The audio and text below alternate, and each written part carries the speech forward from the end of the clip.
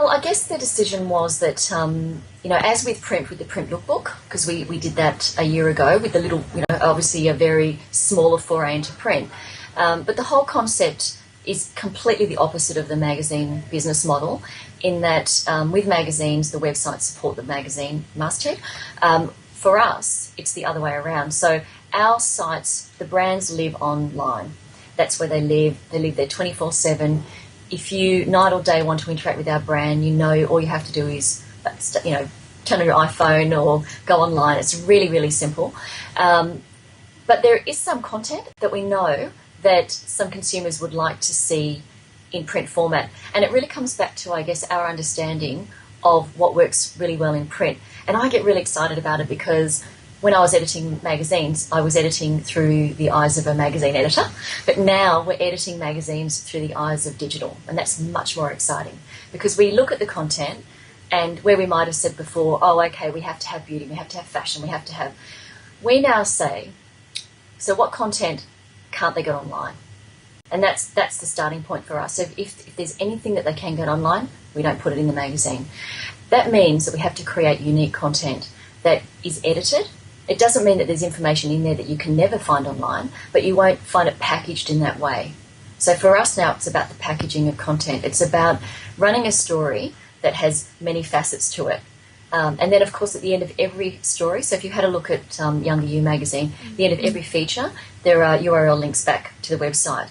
Because the purpose of those products is actually to engage offline audiences with online and then, of course, give our online audiences a really big buzz, I guess, a couple of times a year by seeing the content that they love in print with bigger images and obviously lovely design.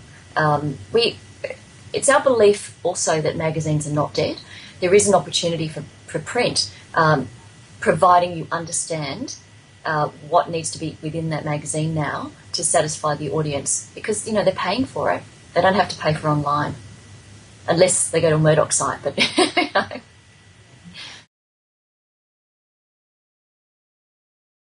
We researched the market and determined that, in fact, two ways.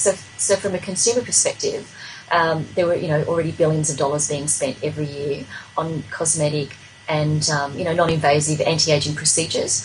But then also I had some conversations with retailers and determined that, in fact, the fastest growing area for them within the beauty market was the really expensive anti-aging creams. And I think that in itself, given that we've come through the GFC and it didn't let up during the GFC, that for us, we got very excited about it and we thought, okay, there's clearly an opportunity here. And I think having launched Younger You, and we have exceeded our revenue budgets every single month since we've launched. It's been quite exciting. And we get a lot of briefs and, there are people who really want to be part of it. Means that we were right. I mean, obviously there's still a long way to go because it's early days. The site is 6 months old today, actually, so it's quite exciting. But there's still further to go with it. And I personally imagine that in time it will end up being one of our biggest sites.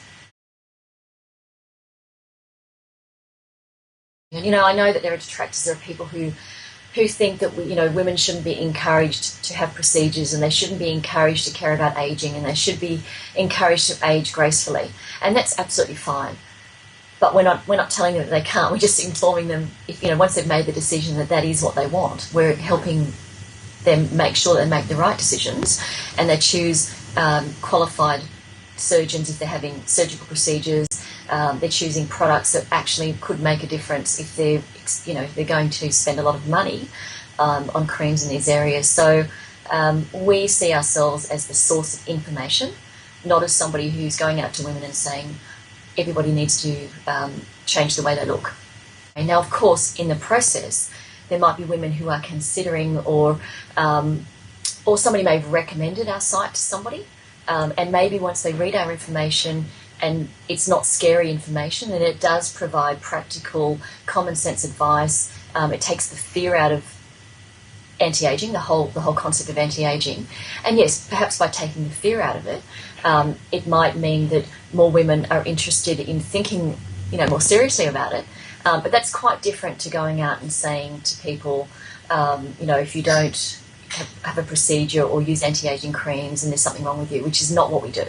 And also with search, a lot of people at the moment come to us via search, and of course we're not telling them what to search for, they find us. And they're finding us, in the tens of thousands. So I think that, of course, it's an argument that will go, it's a circular argument, it will go on forever. We will always have detractors in the way that women's magazines have had to put up with it for years. It won't go away. We don't expect it to. But we do intend to remain true to the consumer base that is coming to us and looking for information in order to make a decision about something that they're considering having. So Jean is also contributing online, and she's done a video for us. And yes, because there is, when you look at this content, you have to be serious about the content, because it is a serious matter for many women. So you can't make fun of it in the way that we have fun with print. When you read the content on print, and we laugh at some of the things the girls write. There's not as much flexibility with this sort of content and with this age group, because people are quite serious about it. And of course, there are all sorts of TGA issues, and you have to be very, very careful of ensuring the information stays absolutely true to what's right and ethical and factual about the product. So we wanted to balance it, though, because we didn't want it to feel like it was a clinical site obsessed with serious information. And I guess the reason that we approached Jean Kitson is because she is in that right age group. She can laugh at herself as a woman, and we wanted women to have a bit of a laugh about the whole concept of it anyway. Because I think even if you're going out there and you're really taking the extreme view that you want to go under the knife, and that is the extreme view, and we know it's the minority actually of our audience. You can have a laugh about that. There is still something you can have a laugh about. You can't laugh about it in the information you're providing, but you can have a laugh about it as a concept. But in order to do that, it takes a particular tone to get it right, and we feel she has the right tone. I do exactly the same job that I did in magazines, except the medium is different. It's just the way that consumers access the content is different. But the way we approach content, the way that we have discussions with our advertisers, the way we market our products, except that, of course, we have this wonderful mechanism called social media now.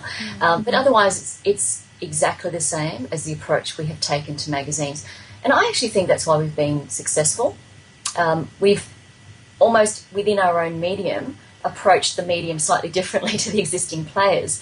I joined the internet, I guess, properly when I joined IDM 2 years ago, and I guess the approach was different. The approach was that you try and get as many eyeballs as possible, and you go out and you sell those eyeballs.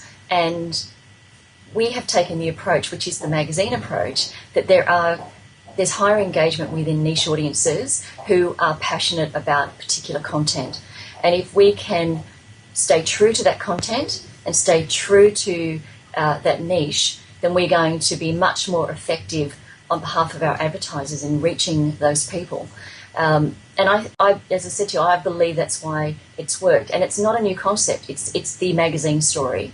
It's just that we know that a lot of the young women who were turning directly to magazines as teenagers are now straight online. And that's not to say they're not also buying magazines, but they're obviously buying fewer.